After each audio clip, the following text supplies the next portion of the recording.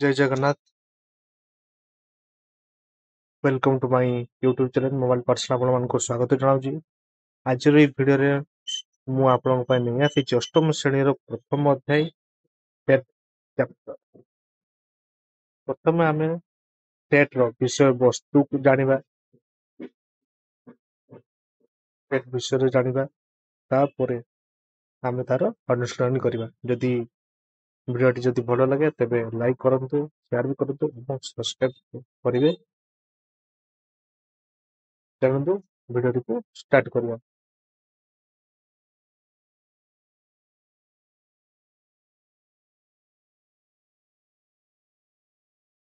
भिडियोटी को स्टार्ट करबा पूर्वरु प्रथमे खाता आउ कलम काढ़ी रखु। जो मुझे जहाँ किसी पढ़ेबी आप खातार नोट करेंगे। चलतु जाना सेट। सेट कौन? सेट विषय आम जाना सेट तार कि उपादान जाना। पुणी सेट को किए तत्व किए तार प्रवर्तक किए, सेट थ्योरी तार प्रवर्तक किए। प्रथम इंट्रोडक्शन देख। सेट प्रत्यय जड़े जर्मन गणितज्ञ किए ना जॉर्ज कार्टर। ठीक अच्छे। जॉर्ज कार्टर केते करथिले ना 1845 मसीह रु 1918 है। ये होचंती सेट तथ्यर प्रवर्तक। तापर कहिछि सेट तथ्य गणित को सरल और सुंदर करिवारे मुख्य भूमिका ग्रहण करिछि। किए ना जॉर्ज कैंटर। अति सहजरे बुझिबा पई ताकू केमती आमे लिखि परिबा, ताकू केमती बुझि परिबा। तो तांकर मुख्य भूमिका रहिछि कार जॉर्ज कैंटर कर। तापर कहिछि सेट एवं यार किछि उपादान। आमे सेट कहला कोन बुझा ना जे सेट कोन। प्रथम आप सेट बुझ। सेट कोन? सेट होछि जे कौन से निर्दिष्ट वस्तु मान को नहीं एक सेट रो परिकल्पना करा जाय। जेमति वस्तु मान को नहीं सेट टी गठित हो, सेई वस्तु मान को उक्त सेट रो गोटी गोटी उपादान भी हुआ जाए। जेमति कि आमे धरा जाऊ नउचे तारापुंज। तारापुंज गोटे सेट। आमे पृथ्वी पृष्ठ पृथ्वी पर आमे एटा ऊपर देखुचे, आकाश में देखुचे बहुत बहुत तारा थाए। तो से माने गोटे गोटे तारापुंज ना। जेमति गोटे अंगुर गोटे देखुचे अंगुर पेंथा। ठीक अछि। गोटे अंगुर को तो नहीं सेट हेबनी, गोटे पेंथा कहले गोटे सेट हेबो हैला। जेमति गोटे क्रिकेट टीम, गोटे टीम रे तो जणे खिलाड़ी थिले तो ताको कुआ जिवनी। तेणु क्रिकेट टीम रे मिनिमम 10 12 11 जण खिलाड़ी थांती हैला। ते कुआ जे सेट।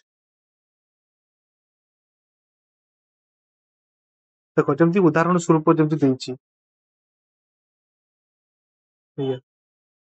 ओडिशार समूह जिला समूह हैला। ओडिशार जिला समूह हैला। तमती सप्ताहर दिन गुड़िक इंग्राजी भाषार वर्णमाला जदि बाघ भालू सिंह मान को लेकिन गोटे सेट करागला। आलू बैगण आलू बैगण कखारू कोबी माने कोन सब परिवा समूह। परिवा परिवा गोटे सेट। पनीपरिवा पनीपरिवा जदि कहे सेट। जदि युग्म संख्या मानकर जदि गोटे सेट जदि कहे जदि युग्म संख्या 2 4 6 8 10 जदि चला चला तते पर्यंत लास्ट पर्यंत सला। जदि गणन संख्या मानकर समूह हैला। जदि गोटे फल मानकर सेट जदि कहे फल मानकर सेट सेउ अंगूर कमला नडिया फल मानकर सेट।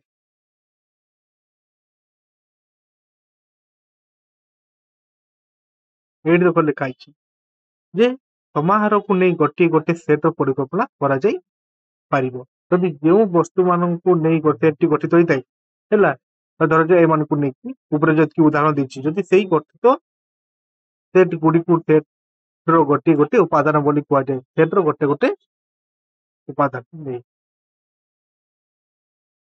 कुआ जाय। जेमति देछि ओडिशार जिला समूहर पुरी कटक बालेश्वर सम्बलपुर फुलवाणी माने गोटे गोटे उपादान माने होछि ओडिशा जिल्लार गोटे समूह गोटे सेट बोली कुआ जाय। ठीक सेही परी गणन संख्या मानकर सेट 1 2 3 4 5 की स्टार्ट हो गला लास्ट पर्यंत सरा पर्यंत माने गोटे गोटे सेट हैला। ତାପରେ କହୁଛି ତୁମ ପାଇଁ କାମ, ଏଇଟା ପିଲାମାନେ ନିଜେ କରିବ ହେଲା। ଯେମିତି ଇଂରାଜୀ ଭାଷାର ବର୍ଣ୍ଣମାଳା, ଇଂରାଜୀ ଭାଷାର ବର୍ଣ୍ଣମାଳା କହିଲେ ABCD ରୁ ଆରମ୍ଭ କରିକି ଜେଡ୍ ପର୍ଯ୍ୟନ୍ତ। ତାପରେ ଏକ ଅଙ୍କ ବିଶିଷ୍ଟ ଅଯୁଗ୍ମ ସଂଖ୍ୟା, ଏକ ଅଙ୍କ ବିଶିଷ୍ଟ ଅଯୁଗ୍ମ ସଂଖ୍ୟା କଲେ ଯେମିତି 1 3 5 7 9 ଏମିତି ହେଇ ଚାଲେ, ଏଗଲା ଏକ ଅଙ୍କ ବିଶିଷ୍ଟ ଅଯୁଗ୍ମ ସଂଖ୍ୟା। ଠିକ ଅଛି। ତାପରେ କହିଛି ଦେଖ, ସେଟ୍ ଗଠନ କରିବା ସମୟରେ ଆମକୁ ଲକ୍ଷ୍ୟ କରିବାକୁ ହେବ ଯେ କୌଣସି ତତ୍ତ୍ୱ ବସ୍ତୁ ଉକ୍ତ ସେଟ୍ର ଉପାଦାନ କି ନାହିଁ ହେଲା। ସବୁବେଳେ ଏଇ ଜିନିଷଟା ମନେ ରଖିଥିବ ଯେ ଗଠିତ ସେଟ୍ କରିବା ମାନେ ଯେତେବେଳେ ତମେ ସେଟ୍ ଯେତେବେଳେ ତମେ କରୁଛ ସେଇ ସେଟ୍ଟା ତାର ଉପାଦାନ ହଉଛି କି ନାହିଁ, ତାର ଉପାଦାନ ଅଟେ କି ନାହିଁ, ସେଇଟା ସବୁବେଳେ ମନେ ରଖିଥିବ। ଆଳୁ ଜାଗାରେ ଯେମିତି ଉଦାହରଣ ସ୍ୱରୂପ ପନିପରିବା, ପନିପରିବା ଯେମିତି ଯେମିତି ତୁମେ ଜାଣିଛ ପନିପରିବା, ତ ପନିପରିବାରେ ତ ତୁମେ ତ ବାଘ ବାଘ ସିଂହ ପିଲୁଆ ସେଗା ତ ଲେଖିପାରିବନି, ସେମାନେ ତ ହେଲେ ଜୀବଜନ୍ତୁ, ଜୀବଜନ୍ତୁରେ ପନିପରିବା ଥିବ ନାହିଁ, ସେମାନେ ସେଟ୍ ରୁହନ୍ତି ହେଲା। ସେଟା ଆମେ ଆଗକୁ ପଢିବା ହେଲା।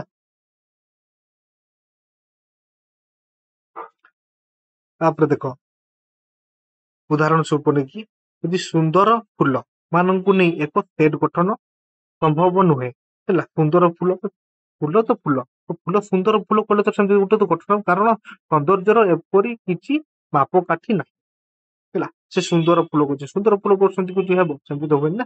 ଠିକ ଅଛି। ତ ତା ସହିତ ନିଶ୍ଚିତ ଭାବରେ ଦେଖିବ ଯେ କହିପାରିବା ଯେ ବୃହତ ଗଣନ ସଂଖ୍ୟା ମାନଙ୍କୁ ନେଇ ସଂଗଠନ, ବୃହତ ଗଣନ ସଂଖ୍ୟା ମାନଙ୍କୁ ତ ସେଠି ଗଠନ କରିହେବ ନାହିଁ, ସେଟା ତ ସମ୍ଭବ ନୁହଁ। କାରଣ କେଉଁ କେଉଁ ସଂଖ୍ୟା ବୃହତ, ଏତେ ବଡ ବଡ ସଂଖ୍ୟା ଅଛି ଯେଉଁମାନଙ୍କୁ କିଛି ଉପାୟ କହିହେବ ନାହିଁ, କି ସେଠି ତିଆରି କରିହେବ ନାହିଁ। ତାପରେ ଆଉ ଗୋଟେ ଜିନିଷ ମନେ ରଖ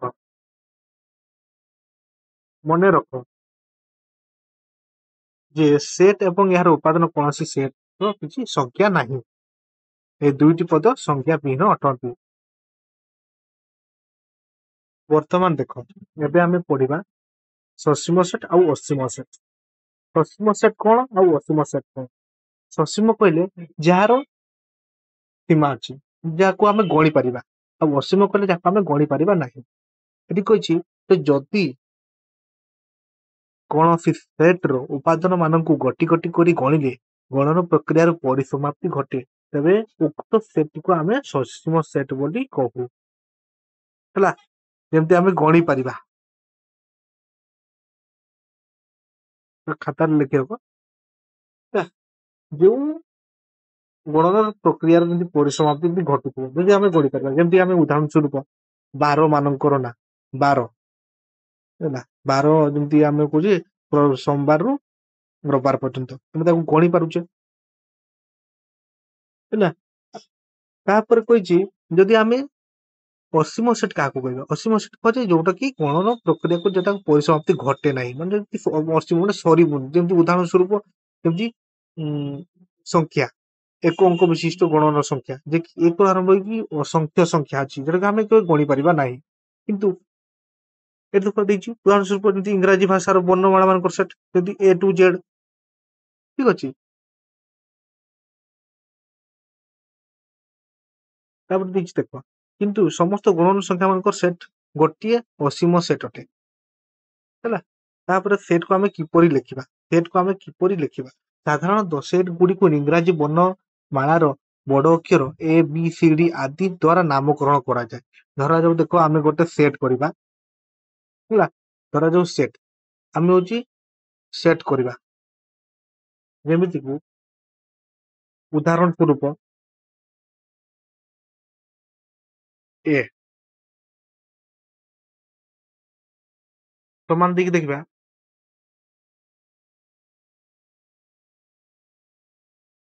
ସପ୍ତାହ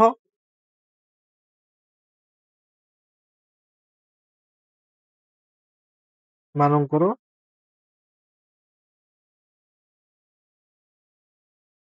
ସପ୍ତାହ ମାନଙ୍କର ନାମ,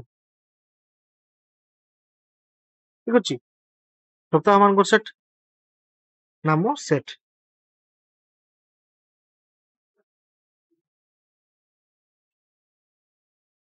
ହେଉଛି A ସେଟ୍, ମାନେ A ଇକ୍ୱାଲ ଟୁ ଦେଇକି ତାପରେ ଆମେ ତାକୁ କେମିତି ଚିହ୍ନଟ କେମିତି କରିବା, ଯେତେବେଳେ ଆମେ ଲେଖିବା ସବୁବେଳେ ପୂର୍ଣ୍ଣ ବନ୍ଧନୀ ଦେଇକି ଲେଖିବା। କୁଟୀର ମଧ୍ୟରେ ଆରମ୍ଭ ହବ। ତାପରେ ସେଠି ଆମେ ସେଟ୍ ମାନଙ୍କୁ ଲେଖିବା, ଯୋଉଟା କି ତାର ଉପାଦାନ। ଏ ହଉଛି ଗୋଟେ ତାକୁ ନାମକରଣ କରାଉଛି। ଏ ତାର ଉପାଦାନ ହଉଛି ଏମାନେ ସପ୍ତାହ ମାନଙ୍କର ନାମ ସେଟ୍। ଇଏ ହେଲା ସେଟ୍ ଯାକ ମାନଙ୍କୁ ଉପାଦାନ। ଏ ସେଟ୍ ର ହଉଛି ଗୋଟେ ଉପାଦାନ। ଆମେ ତାହେଲେ ତାକୁ ଲେଖିପାରିବା ଏମିତି ଯେ small a belongs to A, ମାନେ ଏ ବିଲଙ୍ଗସ୍ ଟୁ ଏ କହିଲେ a is an element of A ବୋଲି ପଢିପାରିବା। ମାନେ ଏ ହଉଛି ସ୍ମଲ୍ ଏ ହଉଛି କ୍ୟାପିଟାଲ ଏ ର ଏକ ଉପାଦାନ। ମାନେ କେମିତି ଆମେ କହିପାରିବା, ତ ଏ ହଉଛି ମାନେ କ୍ୟାପିଟାଲ ଏ ହଉଛି ସପ୍ତାହ ମାନଙ୍କର ଏକ ଉପାଦାନ। ଠିକ ଅଛି, ସପ୍ତାହ ମାନଙ୍କର ସମଷ୍ଟି। ଯଦି ଆମେ ଯଦି କହିବା ଏ ରେ ଦେଇଦେଲେ ସପ୍ତାହ ମାନଙ୍କର ନାଁ,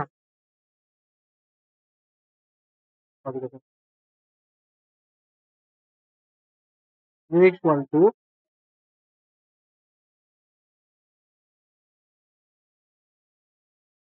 ସପ୍ତାହ ନାମ set. B is equal to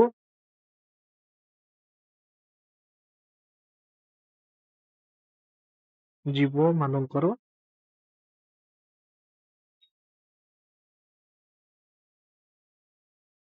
ନାମ।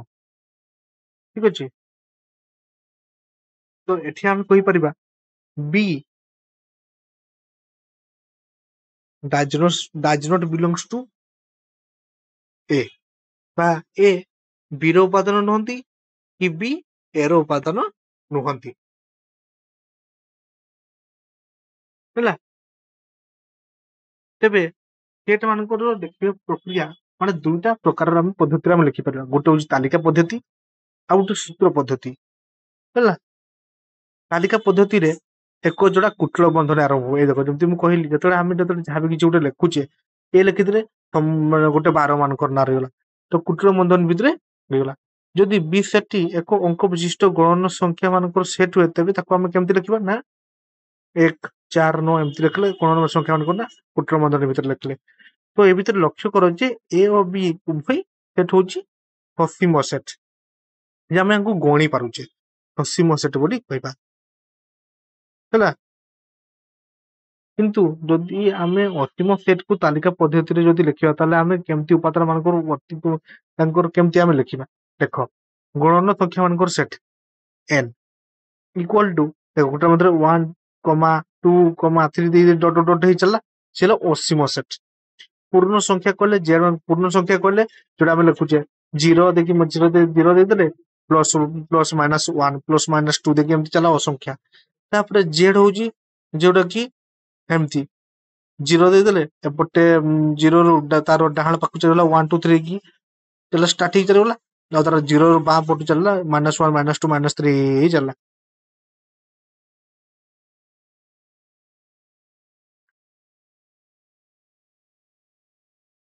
ତାପରେ ଦେଖ ସୂତ୍ର ପଦ୍ଧତି। ଆମେ ସୂତ୍ର ପଦ୍ଧତିରେ କେମିତି ଲେଖିବା? ସୂତ୍ର ପଦ୍ଧତି ହଉଛି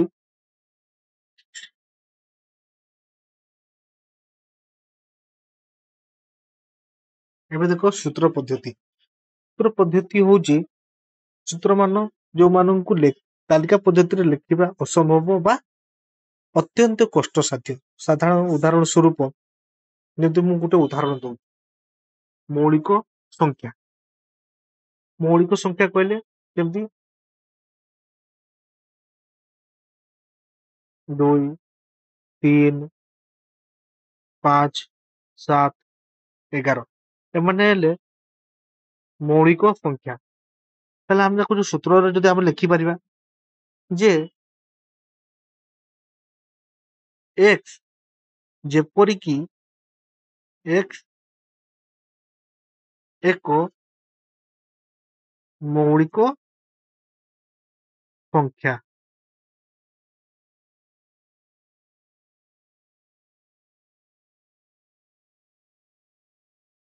ହେଲା, ସଂଖ୍ୟାଟି ଲେଖିପାରିବା। ଏଇ ଯୋଉ ଗାରଟା ଦିଆହେଇଛି କୋଉଟା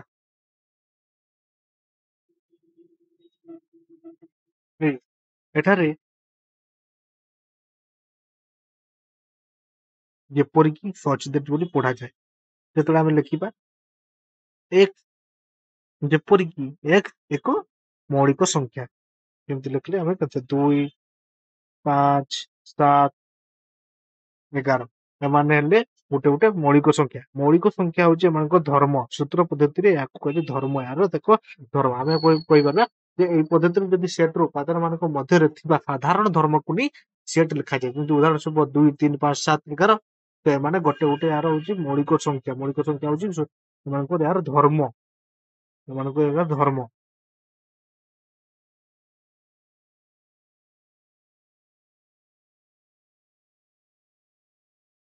ହେଲା।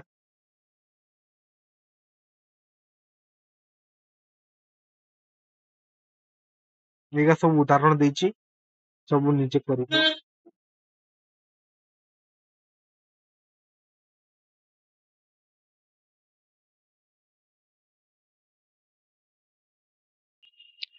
ଏବେ ଜାଣିବା ଶୂନ୍ୟ ସେଟ। ଶୂନ୍ୟ ସେଟ କଣ? ଶୂନ୍ୟ ସେଟ ହଉଛି ଯେକୌଣସି ଗୋଟେ ସେଟ ରେ ତାର କିଛି ଉପାଦାନ ନଥାଏ, ତାକୁ ଆମେ ଶୂନ୍ୟ ସେଟ ବୋଲି କହିଥାଉ। କିମ୍ବା ଏଇ ଶୂନ୍ୟଟିକୁ ଆମେ ଥାଇ ବୋଲି ସଂକେତ ଦ୍ଵାରା ସୂଚିତ କରିଥାଏ। ଏଇ ଚିହ୍ନଟିକୁ ପିଲାମାନେ ମନେ ରଖିବ। ଏ ଚିହ୍ନଟାକୁ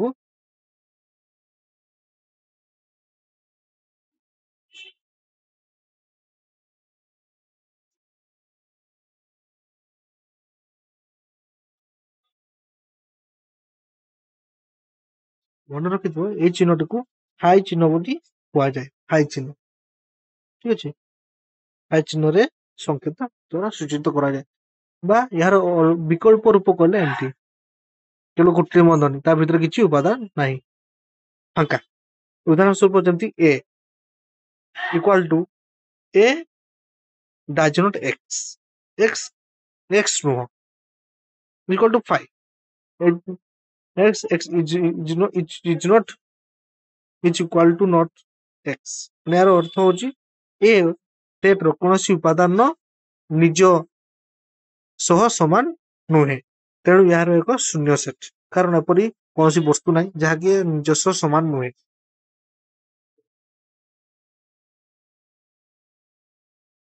ତାପରେ ପଡିବ ଉପସେଟ। ଉପସେଟ ହଉଛି ଏ ଓ ବି ସେଟ ଦ୍ୱୟ ମଧ୍ୟରେ ଯଦି ଏ ସେଟ ର କୌଣସି ଉପାଦାନ ବି ସେଟ ର ଉପାଦାନ ହୋଇଥାଏ, ତେବେ ସେଟ ଏ କୁ ସେଟ ବି ର ଏକ ଉପସେଟ ବୋଲି କୁହାଯାଏ। ଯେମିତି କି ଉଦାହରଣ ସ୍ୱରୂପ a equal to 1, 2, 3, b ଦେଇଛି 0, 1, 2, 3, 4। ତେବେ ଆମେ ସେଟ କୁ ଉପସେଟ କୁ କିପରି ଲେଖିବା ସେଟା ବି ଜାଣି ମନେ ରଖ। ସେଟ କୁ ଆମେ ଏ ଉପସେଟ ବି, ଏପରି ଏଇ ଚିହ୍ନକୁ ସବୁବେଳେ ମନେ ରଖ। ଏଇ ଚିହ୍ନଟାକୁ ଉପସେଟ ବୋଲି କୁହାଯାଏ। ଉପସେଟ, ଠିକ ଅଛି। ଏଇ ଚିହ୍ନଟାକୁ ସବୁବେଳେ ମନେ ରଖିବ। ଏଇ ଚିହ୍ନଟାକୁ, ଏଇ ଚିହ୍ନକୁ ଉପସେଟ ବୋଲି କୁହାଯାଏ। ଉଦାହରଣ ସ୍ୱରୂପ ଯଦି a equal to 1, 2, 3, b equal to 0, 1, 2, 3, 4, ତେବେ a ଉପସେଟ b କେମିତି ଲେଖିବା? ତେବେ a ଆଉ b ରେ ତାର ସମାନ କେମିତି ଅଛି? ତେବେ ଆମେ ଟିକେ ପଢିଲେ ଯେ a ଓ b ସେଟ ଦ୍ୱୟ ମଧ୍ୟରେ ଯଦି a ସେଟ ର ପ୍ରତ୍ୟେକ ଉପାଦାନ ଯଦି b ସେଟ ର ଉପାଦାନ ହୋଇଯିବେ, ତେବେ a ଆଉ b ର ଉପାଦାନ କିଏ କିଏ ଅଛି? 1, 2, 3। ଏଠି ଦେଖ 1, 2, 3 ଅଛି, ହେଲା। ତେବେ ତାକୁ ଆମେ କହିପାରିବା ଯେ ବି କୁ ଏ ର ସେଟ ବୋଲି କହିବା, ବା ଏ ର ଉପସେଟ ବି କୁ କହିବା। ଯଦି କହିଛି ଏ ଓ ବି ର ଏକ ଉପସେଟ ଯଦି ହେଇଥାଏ, ତେବେ ବି କୁ ଏ ର ଅଧିସେଟ ବି କହିପାରିବା, ସୁପରସେଟ ବି କହିପାରିବା। ହଁ, କହିପାରିବା। ତେବେ ଆମେ ଏହାକୁ କିପରି ଲେଖିବା? ନା ବି ଅଧିସେଟ ଏ, ବି ଅଧିସେଟ ଏ, ସବସେଟ ବା ସୁପରସେଟ। ୟାକୁ କହିବା ଆମେ ସବସେଟ, ଆଉ ୟାକୁ କହିବା ସୁପରସେଟ।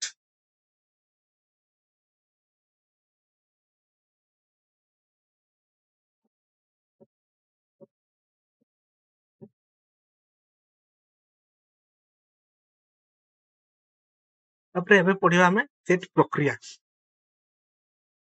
सेट प्रक्रिया कहले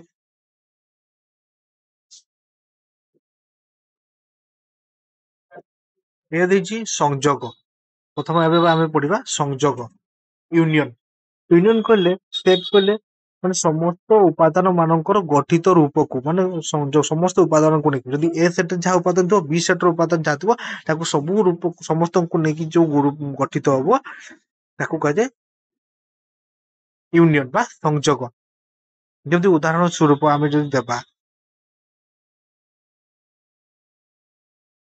देखो ए इक्वल टू 1 2 3 बा 1 3 5 अछि तापर बी सेट रे दिछि 2 4 6 दिछि तबे ए यूनियन बी हेला किस हबो ना 1 2 3 4 5 6 सबडे मन रखितबो वो चिन्ह को यूनियन बा संयोग बोली कुआ जाय ए यूनियन बी बोली आमे कहबा याकू यूनियन बोली कुआ जाय यूनियन ठीक अछि यूनियन बोली कहबा मन रखितो तापर पुनश्च स्टेज बढ़िया एति कहतो F F equal to 1 sorry 1 A B C तबे T equal to B C तबे एफ यूनियन टी कले ए बी सी ठीक अछि ए बी सी ठीक होला तापर छेद इंटरसेक्शन जदि ए ओ बी सेट द्वयर थिबा उपादान मानक मध्यरु जेउ उपादान गुड़िक उभय ए ओ बी सेट रो उपादान होइतिबे तो सेई मानकु नै गठित सेट को ए ओ बी रो छेद कुहा जाय इंटरसेक्शन इंटरसेक्शन कहले देखो कहले धर जाऊ ये ना ए भितरे किछि मु संख्या लिखली 1 2 3 4 5 ହେଲା तापर मु बी रे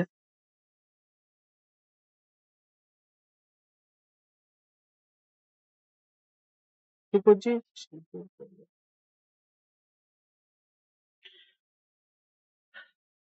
छेद ए ओ बी सेट द्वय मध्यरे थिबा उपादान मानक मध्यरु जो उपादान मानक गुड़िक उभय ए ओ बी सेट रो उपादान होइतिबे उभय ए ओ सी माने ए रे भी थिबे बी रे भी थिबे तो सेई सेट को ए ओ बी रो छेद बोली कुआ जाय जेमति ए चिन्ह को आमे सबडे मन रखतो ए चिन्ह को ने इंटरसेक्शन ए रूप रे आमे देखि परिबा सूत्र प्रणाली कहले A union B equal to X जेपर कि एक्स बिलोंग्स टू ए एवं एक्स बिलोंग्स टू बी यदि एक्स रो उपादान ए रे भी हितबा दरकार और से एक्स रो एलिमेंट उपादान बी रे भी हितबा दरकार ठीक अछि जेमति कि एट लिखि एट कहछि जे एठारे एक्स बिलोंग्स टू ए एवं एक्स बिलोंग्स टू बी रो अर्थ होउछि ए और बी रो उभय सेट रो एक्स होउछि एक साधारण उपादान जेमति हितबा दरकार उदाहरण स्वरूप मन रख ए इक्वल टू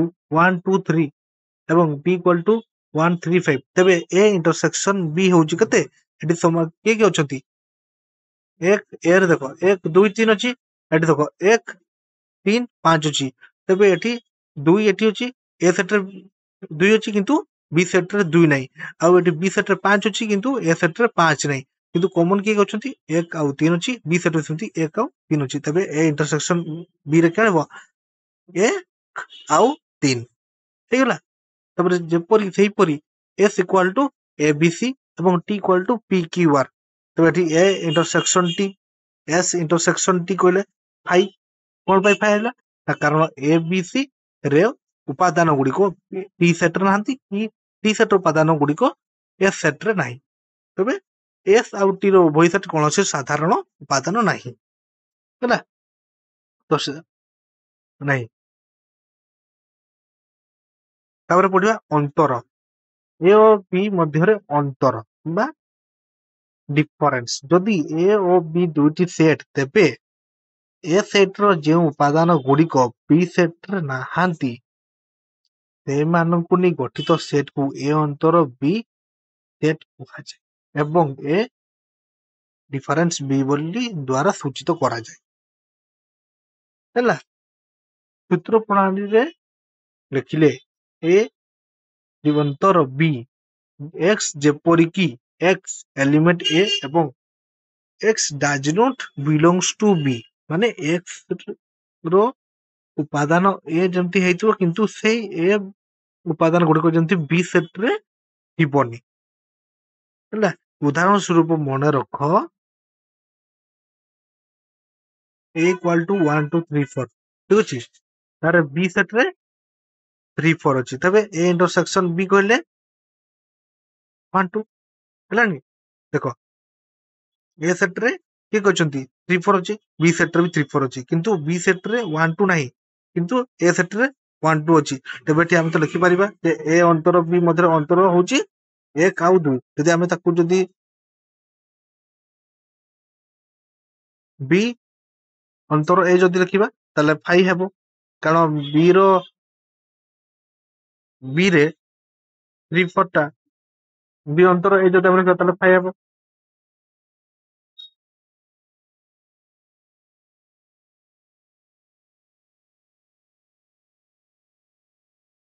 ତାପରେ ଏବେ ଆମେ ପଢିବା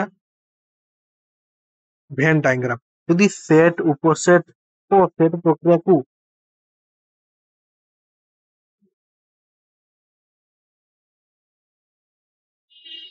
ଏବେ ଆମେ ପଢିବା ଭେନ୍ ଚିତ୍ର ବା ଭେନ୍ ଡାଇଗ୍ରାମ। ଆମେ ସେଟ ଉପସେଟ ସେଟ ପ୍ରକ୍ରିୟା ଆମେ ଜାଣିଲେ ତ ଆମେ ସେଟ ପ୍ରକ୍ରିୟା କହିଲେ ସଂଯୋଗ ମାନେ ୟୁନିୟନ ଇଣ୍ଟରସେକ୍ସନ ହେଲା। ଆଉ ଇଣ୍ଟରସେକ୍ସନ କହିଲେ ଛେଦ ଆଉ ଡିଫରେନ୍ସ କହିଲେ ତୁମର ଅନ୍ତର। ତ ସେମାନଙ୍କୁ ଆମେ କେମିତି ସେଟ ପ୍ରକ୍ରିୟାକୁ ଆମେ କିପରି ଆମେ ଭେନ୍ ଚିତ୍ରରେ ଆମେ ଦର୍ଶେଇବା ଠିକ ଅଛି। ଚିତ୍ର ଦେଖୁଛ ଏଇ ଚିତ୍ର ସବୁ ଗୋଟେ ହଉଛି ଏ ସେଟ ଆଉ ଗୋଟେ ବି ସେଟ ହେଲା। ଏ ସେଟ ଆଉ ବି ସେଟ ଏମାନେ ହେଲା ଆମେ ଯେତେବେଳେ ଏମାନଙ୍କୁ ଯେତେବେଳେ ଆମେ ଲେଖିବା ଉଦାହରଣ ସ୍ୱରୂପ ଯଦି ଧରାଯାଉ a equal to 1 2 3 ହେଲା ଆଉ b equal to ଲେଖିଦେଲେ 3 4 5 ତେବେ ଏହାର ଭାଇନ୍ ଡାଇଗ୍ରାମ କିପରି ହେବ? ତେବେ ଏ ସେଟ ରେ ଆମେ ଲିଖିଦେଲେ 1 2 3 ତାପରେ ଏଠି ଲିଖିଦେଲେ 3 4 5 ତେବେ ଏମାନଙ୍କର ସଂଯୋଗ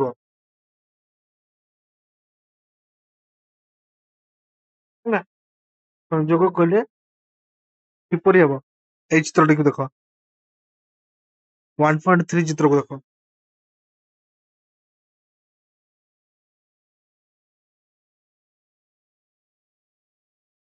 ଦେଖ ଏ ସେଟ ରେ କହିଲୁ 1 2 3 ଆଉ ଏଠି ଲିଖିଦେଲେ ଆମେ 3 4 5 ତେବେ ଏ ୟୁନିୟନ ବି କୁ ଆମେ ଏପରି ଭାବରେ ଆମେ ଲେଖିପାରିବା ହେଲା। ତାପରେ ଇଣ୍ଟରସେକ୍ସନ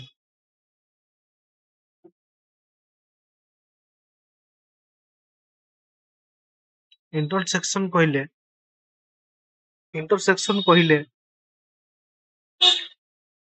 ଯେପରିକି ଏ ସେଟ ର ଉପାଦାନ ପି ସେଟ ର ଯେମିତି ହେଇଥିବ ତାର କମନ ହେଇଥିବ ତାହେଲେ ଯେମିତି ଆମେ ଲେଖିବା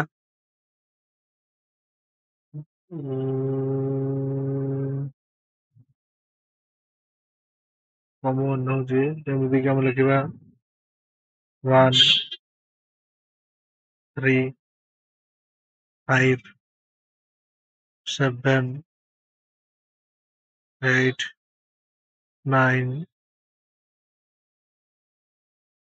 10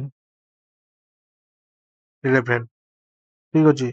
ତେବେ ଏ ରେ ଦେଖ 1 3 5 ଅଛି 7 ବି ଅଛି 8 ବି ଅଛି ବି ସେଟ ରେ ବି ସେ ଅଛି 7 ବି ଅଛି 8 ଅଛି 9 ଅଛି 10 ଅଛି 11 ଅଛି।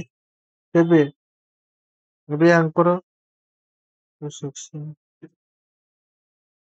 ଏଇଠି ଦେଖ ଏ ର ଉପାଦାନ ଆଉ ବି ର ଉପାଦାନ ମଧ୍ୟରେ ତାଙ୍କର ଛେଦ କିଏ ହଉଛନ୍ତି ଦେଖ ଏ ର ବି 7 8 ଆସୁଛନ୍ତି, ବି ରେ ବି 7 8 ଆସୁଛନ୍ତି। ତେବେ ଆମେ ଆକୁ ଚିତ୍ର ମାଧ୍ୟମରେ କେମିତି ଦେଖେଇବା?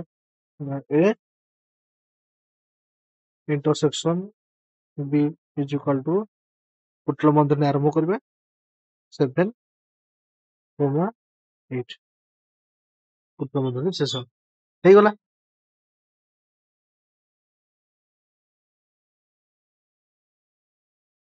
ତାପରେ ଏବେ ଆମେ ଜାଣିବା ଅନ୍ତର। ଏମାନଙ୍କ ଭିତରେ ଅନ୍ତର ବା ଡିଫରେନ୍ସ କୁ ଆମେ କେମିତି ଭେନ୍ ଡାଇଗ୍ରାମ ରେ ପ୍ରକାଶ କରିବା। ଦେଖ ଏ ଡିଫରେନ୍ସ ବି ଆମେ କିପରି କରିବା? ଯେତେବେଳେ ବି ଆମେ ତାର ଉପାଦାନ ଯଦି ଥିବ, ସବୁବେଳେ ଏଇ ଚିତ୍ରଟିକୁ ଦେଖ। ଏ ଚିତ୍ରରେ ଆମେ ଦେଖିବା ଏ ର ଉପାଦାନ ଆଉ ବି ର ଉପାଦାନ ଆମେ କଣ ଜାଣିଛେ? ଯଦି ଏ ସେଟ ର ଉପାଦାନ ଯଦି ବି ସେଟ ର ହେଇନଥିବ, ତେବେ ଆମେ ତାକୁ ଆମେ ଭେନ୍ ଡାଇଗ୍ରାମ ରେ କେମିତି ଲେଖିବା? ଏମିତି ଖାଲି ଏ ସେଟ ର ଉପାଦାନ ହିଁ ଲେଖିବା। ଆଉ ଯଦି ବି ସେଟ ଏ ଯଦି କହିଥିବ, ତେବେ ଖାଲି ବି ସେଟ ର ଉପାଦାନ ଲେଖିବା। କେବଳ ବି ସେଟ ର ଉପାଦାନ ଲେଖିବା। ଠିକ ଅଛି।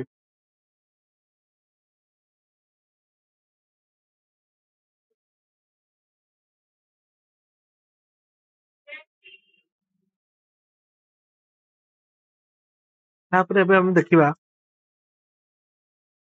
ଉପସେଟ କୁ କିପରି ଆମେ ଚିତ୍ର ମାଧ୍ୟମରେ ଦର୍ଶେଇବା ଭେନ୍ ଡାଇଗ୍ରାମ ରେ। ତେବେ ଏଠି ଦେଖ ବି ଉପସେଟ ଏ, ବି ହଉଛି ଏ ସେଟ ର ହଉଛି ଏକ ଉପାଦାନ, ମାନେ ବି ର ବି ଉପାଦାନ ଏ ରେ ବି ଯିବ, ଆଉ ଏ ର ଉପାଦାନ ବି ରେ ବି ଆସିବ। ତେବେ ଏଠି ଡାଇଗ୍ରାମ ଏମିତି ଆସିବ ଡାଇଗ୍ରାମ। ଯଦି ପ୍ରଶ୍ନ ଯଦି ପଚାରେ ଯେ ବି ଉପସେଟ ଏ କୁ ଭେନ୍ ଡାଇଗ୍ରାମ ରେ ପ୍ରକାଶ କର, ସେ ଯେକୌଣସି ଦେଇଥିବ, ବି ର ଏ ର ବି କିଛି ଉପାଦାନ ଦେଇଥିବ, ଏ ର କିଛି ଉପାଦାନ ଦେଇଥିବ, ବି ର କିଛି ଉପାଦାନ ଦେଇଥିବ, ତେବେ ଆମକୁ କେମିତି ଦର୍ଶେଇବା? ନା ଏପରି ଭାବରେ ଆମେ ଦର୍ଶେଇବା। ହେଲା।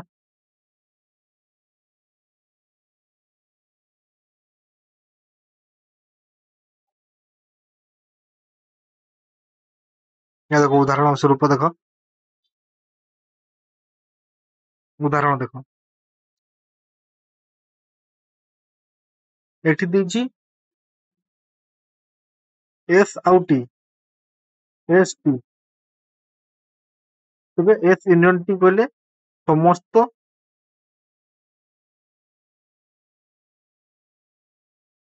ଉପାଦାନକୁ ନେଇକି ଗଠିତ ସେଟକୁ ଆମେ ୟୁନିୟନ ବୋଲି ସଂଯୋଗ ବୋଲି କହିବା। ଏଟା ତାର ଭେନ୍ ଡାଇଗ୍ରାମ।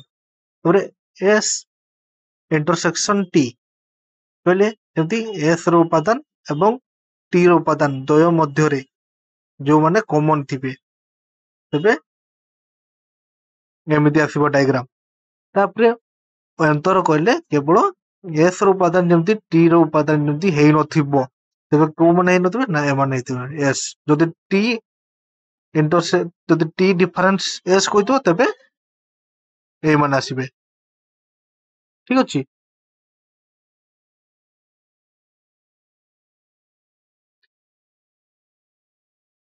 ତାପରେ ଆସିଗଲା ଅନୁଶୀଳନୀ। ଅନୁଶୀଳନୀ ଗୁଡିକ ନିଜେ କର। ଯଦି ଚାପ୍ଟର ଯଦି ଭଲ ସେ ଯଦି ବୁଝିଗଲ, ତେବେ ଅନୁଶୀଳନୀ ନିଜେ କର। ନିଜେ କର।